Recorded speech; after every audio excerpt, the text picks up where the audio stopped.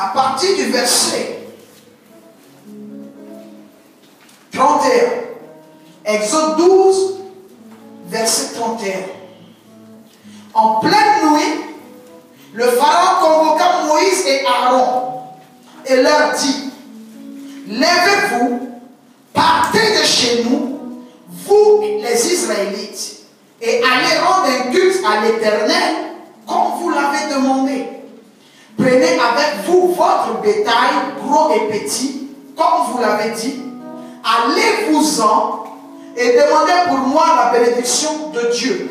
Exode 12, au verset 31. Nous prenons maintenant le livre d'Exode 14, à partir du verset 5.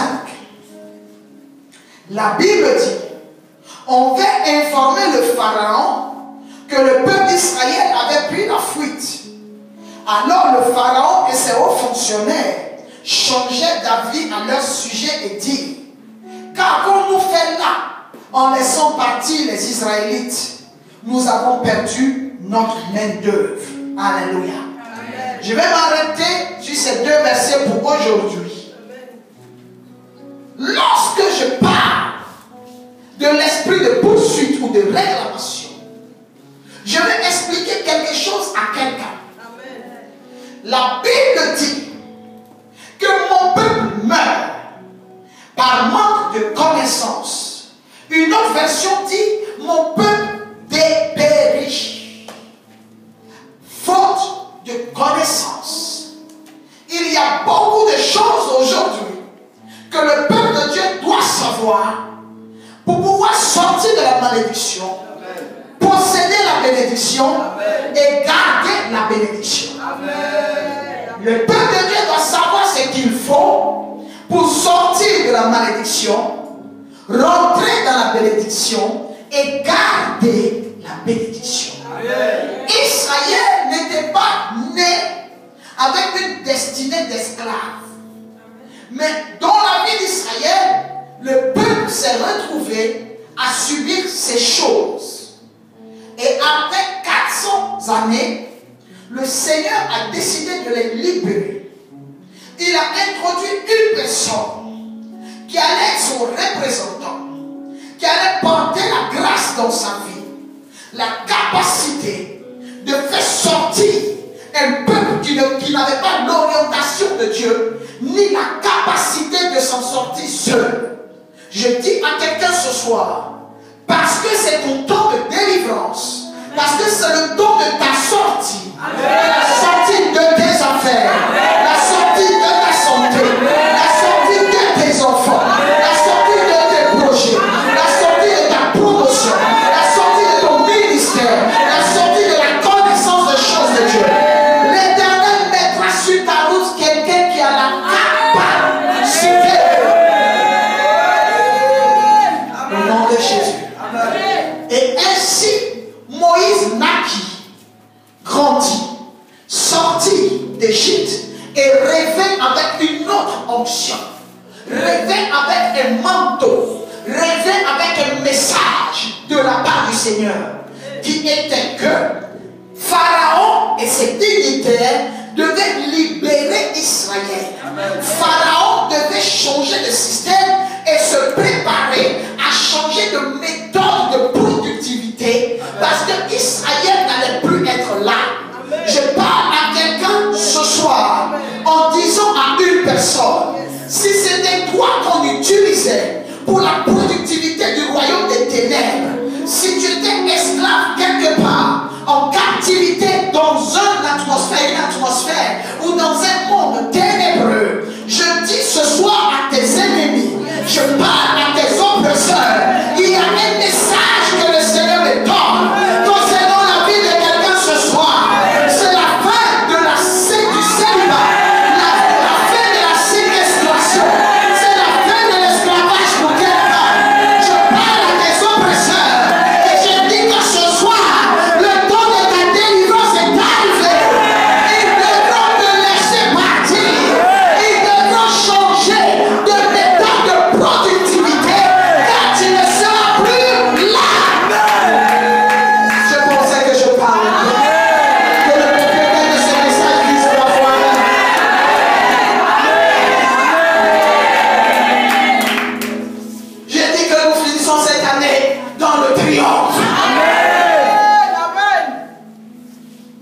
Moïse alors, porteur d'un message et d'une onction, passe le message à Pharaon. Il dit que c'est fini. L'Éternel dit qu'il a besoin de son peuple afin que son peuple lui voue un culte. Écoutez-moi très bien.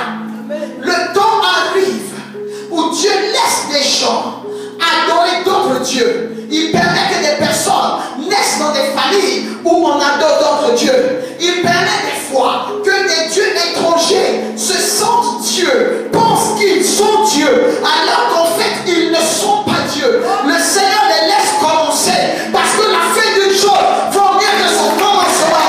Je dis à quelqu'un dont Dieu s'élèvera les guerriers et il agira. Alléluia. Alléluia. Alléluia. Et la Bible dit le temps était arrivé. Lorsque le temps où le vrai Dieu a besoin d'être adoré, il suscitera quelqu'un quelque part, quel que soit l'échec, quelle que soit la prison, quel que soit le droit que l'homme qui l'oppresse a sur sa vie. Lorsque l'Éternel a besoin de l'adoration, parce qu'il peut tout faire, mais il ne peut pas s'adorer lui-même, il ne peut pas se célébrer lui-même. Et je sens dans mon esprit que c'est la saison de l'adoration et de la célébration qui a commencé. Dieu se cherche maintenant, il se cherche une femme, il se cherche un enfant, il se cherche quelqu'un pour l'adorer, pour le louer, pour l'honorer, pour l'exalter, pour le célébrer, pour déclarer qu'il est Dieu, déclarer qu'il est fort, déclarer qu'il est puissant, déclarer qu'il est le oh. Et je dis c'est toi. Lorsque ce temps arrive où Dieu a besoin d'être adoré, il a besoin de ne plus partager sa gloire. Il veut qu'on l'adore, il veut qu'on le loue. Lorsque ce temps arrive, quelqu'un dit Dieu merci. Oh. Lorsque ce temps arrive, notre Dieu mettra le prix qu'il faut, mettra ce qu'il faut, mais il récupérera les adorateurs.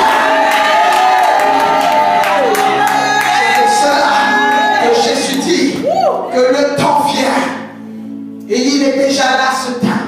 L'heure vient, et elle est là cette heure, où on n'adorera plus sur cette montagne, mais on reconnaîtra les vrais adorateurs par leur manière d'adorer, parce qu'ils adoreront en esprit et en vérité.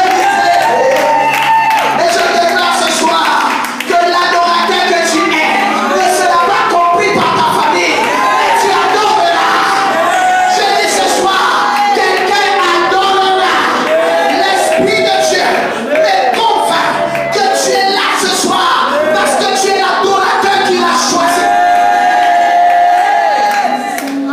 Le ciel réclame l'adoration. Le ciel réclame l'adoration. Le ciel réclame l'adoration. Oh,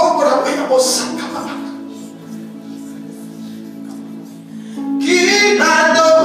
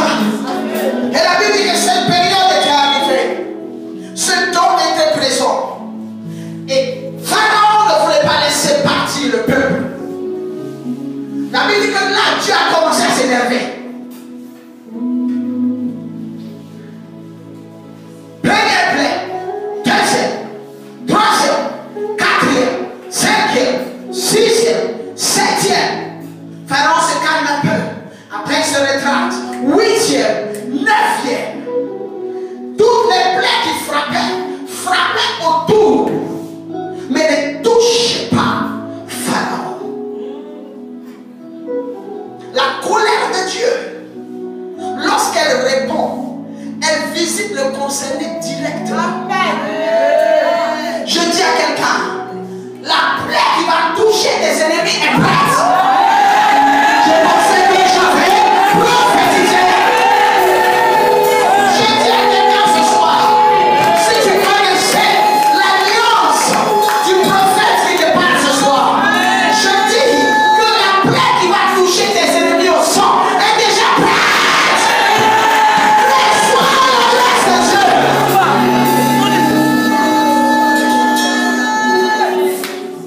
Lorsque cette plaie apparaît, elle apparaît quand Satan pense qu'il a gagné, quand Satan pense qu'il est résistant, quand Satan pense qu'il a tout vu de Dieu. Satan sait que Dieu le laisse faire et il sait qu'il n'est pas Dieu. Parce que lorsque Dieu se présente, Satan s'efface. Dieu a laissé Satan crucifié, mais il n'a pas laissé Satan empêcher la résurrection. Il a laissé Satan participer à la crucifixion de Jésus.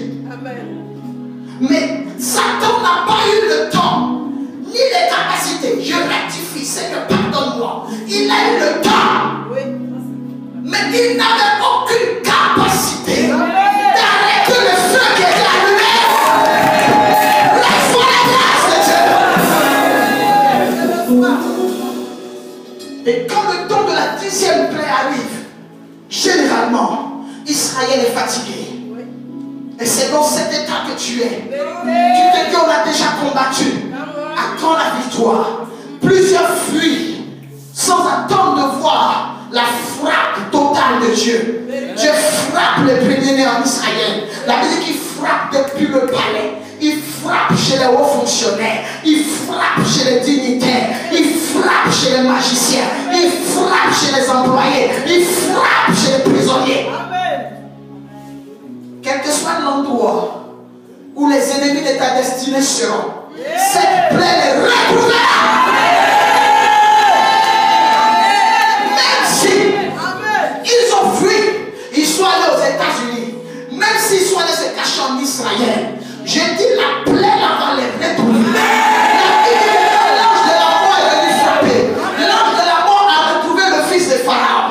Il a retrouvé le premier-né des dignitaires. Il a retrouvé le premier-né des professeurs. Il a retrouvé le premier-né des hauts fonctionnaires. Il a retrouvé le premier-né, alléluia, le premier-né des magiciens. Il a retrouvé le premier-né des pauvres. Il a retrouvé le premier-né des serviteurs. Il a retrouvé le premier-né des servantes. Il a retrouvé le premier-né des cuisiniers. Il a retrouvé le premier-né des chansons. Il a retrouvé le premier-né des prisonniers. Il a retrouvé le premier-né des chefs de prison. Je dis, il est retrouvé là.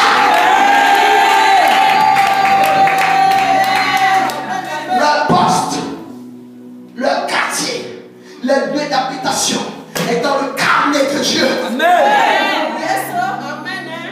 Qu'il soit ministre, président, bon, prisonnier handicapé quelque part, malade dans les hôpitaux, s'ils ont quelque chose à voir avec ton état, ils ont quelque chose à voir avec ta situation médiocre, je dis que la plaie les retrouvera.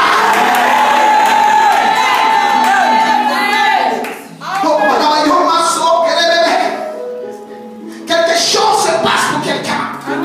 Je dis, tu finiras cette année avec triomphe. Au nom de Jésus. Alléluia. Il y a des gens de frappe, des gens de plaie. Quand ça frappe, tes ennemis ne peuvent plus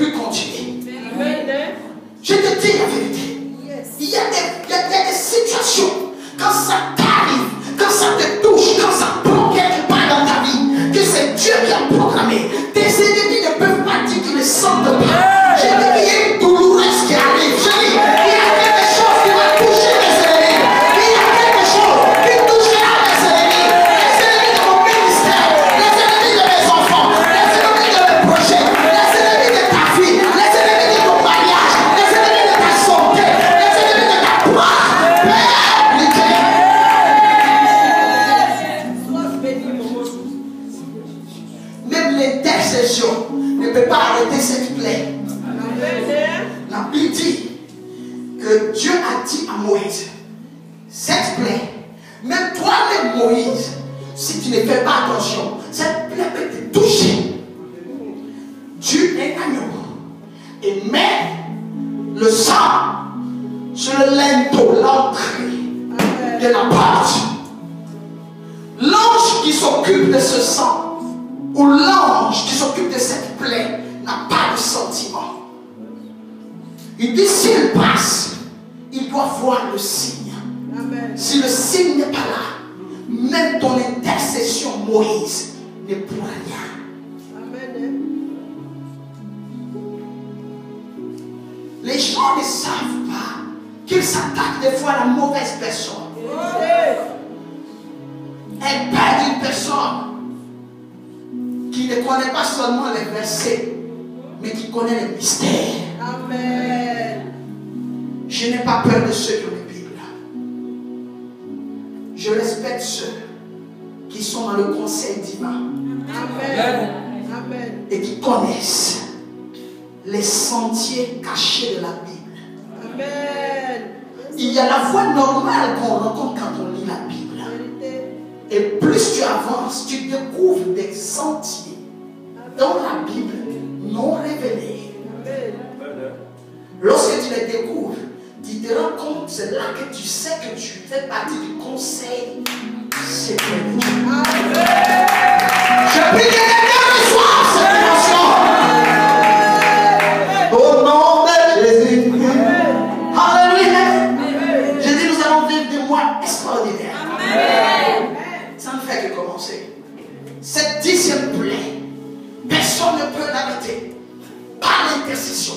L'intercession ne peut pas arrêter cette prière. Donc quand la plaie doit venir, si ton parent est sorcier, ton parent ne veut pas te libérer. Parce qu'on est d'accord, écoutez-moi bien, que vos parents puissent accepter la repentance. S'ils arrivent à se repentir, alors qu'ils aillent en paix, que les âmes aillent en paix, que les corps aillent en paix.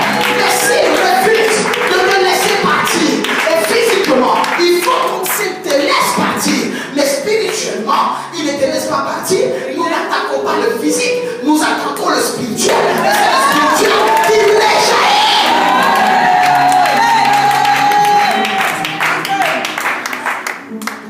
La mort n'est pas venue avec une épée pour trancher le cou des enfants.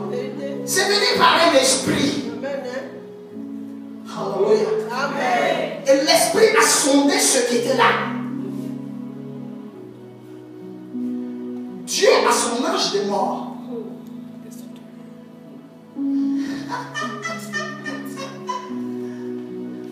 Il y a des anges de mort qui ont accompagné Satan.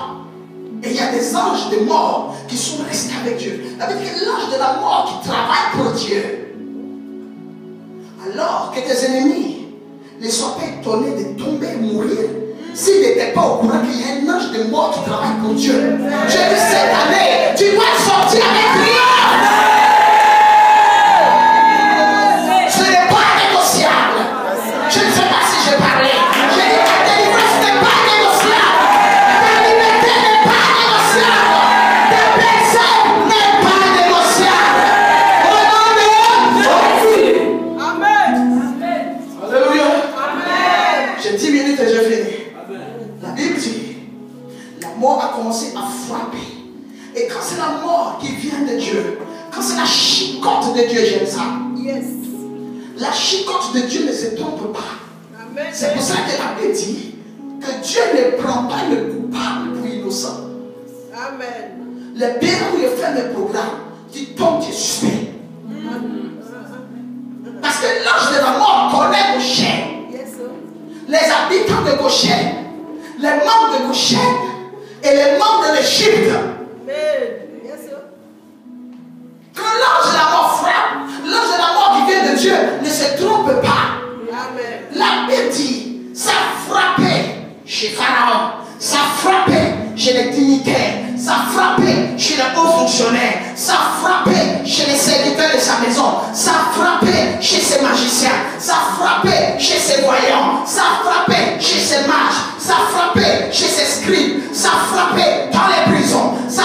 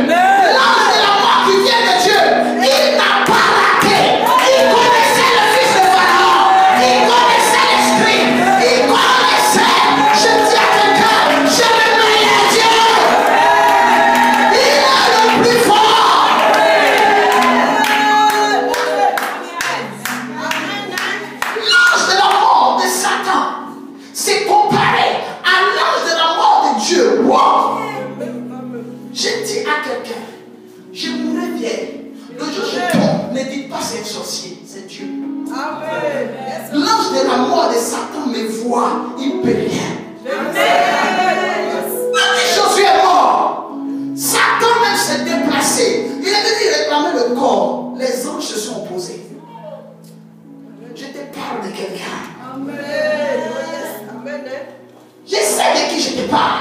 Amen. Le Dieu que je prêche, Alléluia. tu blagues. Tu as vu Jésus à la croix. Tu penses que c'était la blague. Le ciel est armé. Amen. Derrière le président que tu vois assis, il y a le camp militaire. Il y a la poudrière. On te montre le palais, mais on ne te montrera jamais la poudrière. Mais prends la guerre. Prends le roi. Prends l'éternel. Prends Michael. C'est là qu'on va te révéler les mystères cachés du ciel. Je dis à quelqu'un, on ne négociera pas ton départ. 400 ans, ce n'est pas suffisant. On doit encore venir signer des traités, des accords. Je dis qu'on sortira cette année. Avec triomphe. Au nom de Jésus. Alléluia. Dixième plaie. Cette plaie, même si les sorciers de ton village sont têtus, vont s'arrêter. Ils vont s'arrêter. Au nom puissant de Jésus. Il dit, donne-leur un signe. S'ils ne croient pas au premier signe, j'enverrai un deuxième. Ils croiront. Le chemin que les sorciers de ton village ont commencé, ils ne pourront pas terminer. Je te dis la vérité. Ils ne pourront pas terminer. Parce que c'est qu'ils ont commencé. Ils ne savent pas qu'il y a une poudrière qui va être révélée. Je dis le ciel va les mater. Avec un feu. 1000 fois. Si on tuait facilement, on était mort. Ils mentent. Ils ne peuvent pas. Je suis en vie parce que Dieu veut. Amen. Et ça m'a effondré. Je dis à quelqu'un, ta libération n'est pas négociable. La Bible dit qu'après cette plaie, le bruit des pharaons et l'Égypte s'est calmé un peu. Si tu vois que Pharaon s'est calmé un peu, toi-même tu sens qu'avant tu avais peur d'eux, maintenant ils ont peur de toi. C'est parce que les plaies là opèrent. Les plaies là travaillent. Et la Bible dit qu'à la 10e plaie, Pharaon a appelé Moïse. Il appelle Aaron, il dit aux représentants. Je parle encore aux représentants. C'est ce que je vais développer demain. Moïse, vendredi, Moïse est le seul qui n'a jamais fait de travaux forcés en Égypte. Il est hébreu pur sang, choix de Dieu. Mais la chicotte des Égyptiens ne l'a jamais touché. Même quand il affronte Pharaon et les mages, c'est parole contre parole. Mais jamais ils n'ont levé la main sur lui. Je dis à quelqu'un, nous sommes dans la saison des hommes intraitables. Tu ne connais pas et tu ne comprends pas ce qui est en train de se passer. Je dis qu'on ne pourra pas te toucher. Au nom de Jésus. Lorsque Moïse s'est arrêté, il part avec Pharaon. Vendredi, on va développer ça. Des hommes et des femmes vont rentrer dans la dimension où la sorcellerie est là, elle opère, elle agit, mais elle ne peut pas avancer quand ils sont quelque part. Je ne sais pas si c'est toi, mais si tu ne peux pas aider ce matin, je dis que ça va être fait ce soir. Au nom de Jésus.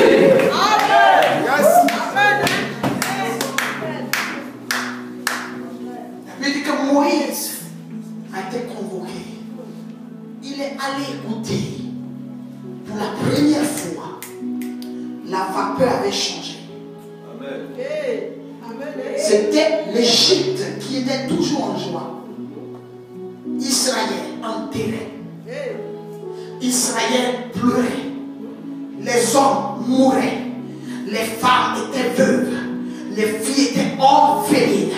Les jeunes étaient maltraités. Les enfants étaient maltraités. Mais c'est la première fois qu'on voyait Israël qui était là avec des hommes vivants. Et nous voyons la Bible qui dit: je donnerai des hommes à ta place. Nous voyons des Égyptiens qui sont par terre. La Bible dit que c'était le premier-né de l'Égypte. Premier-né ne veut pas dire nouveau-né. Je parle bien. Est-ce que je parle bien? Le premier-né, ça ne veut pas dire nouveau-né. Dans le premier-né, il y a 70 ans. Dans le premier-né, il y a 50 ans. Dans le premier-né, il y a 40 ans. Dans le premier-né, il y a 25 ans. Dans le premier-né, quel que soit l'âge de ceux qui ont touché au pan de la gloire, au pan de la gloire de ta destinée, quel que soit l'âge, le vent qui prend, le premier-né va les frapper. Au nom de Jésus. La Bible dit que quand ils sont tombés, et Israël regarde comme un fil, Pharaon pleure. Je dis, le temps arrive où toi tu ne pleureras pas. Tu vas voir le deuil dans le camp de Pharaon. Tu iras à l'enterrement. Ça ne sera pas tes parents, ça sera les descendants des sorciers. Tu verras que ce sont les fils des sorciers qui prendront leur emploi, qui perdront leur mari, qui perdront les santé, qui perdront leur projet. Ils ne pleureront plus. 2014, je ne finirai pas dans les pleurs. 2014, tu ne pleureras pas.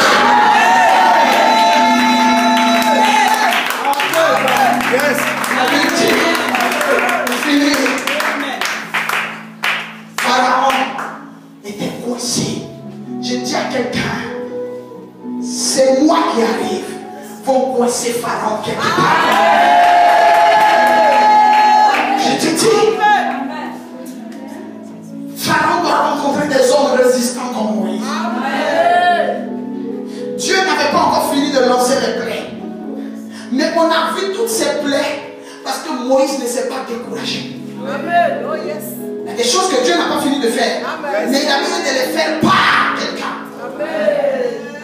Je parle bien. Je parle bien. Je dis, tu tiendras et tu verras. Je parle. Je dis, celui qui tiendra sera au nom de Jésus. Et Moïse a été convoqué. Il a vu les corps, le charnier divin, des cadavres et des cadavres.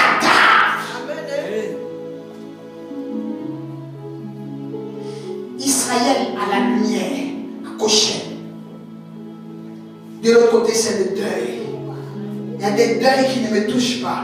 On peut être dans la même maison, dans la même famille, la même tribu, le même quartier, le même peuple, la même commune, avoir la même nationalité. Mais si l'ange de la mort frappe chez toi, ça ne frappera pas chez moi. Dans les beaux des pays, les Ebola, les maladies, les tigres, je ne me sens pas concerné.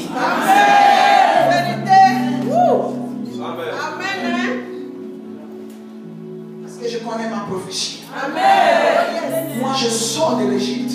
Je ne crève pas en Égypte. Je fais quoi? Je sors de l'Égypte.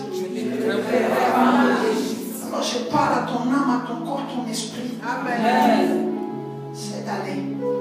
Quand on parle des morts, je n'ai pas rendez-vous avec ton corps. Nous avons rendez-vous avec le témoignage du triomphe. Pharaon dit, sortez, allez rendre culte à votre Dieu. Alléluia. Demain, nous allons comprendre pourquoi, après le verset chapitre 12 au chapitre 14, Pharaon change de parole. Amen. Yes, sir. Je vais t'expliquer demain Amen. à quelle étape de ta vie tu es. Amen. Si quelqu'un était venu ce soir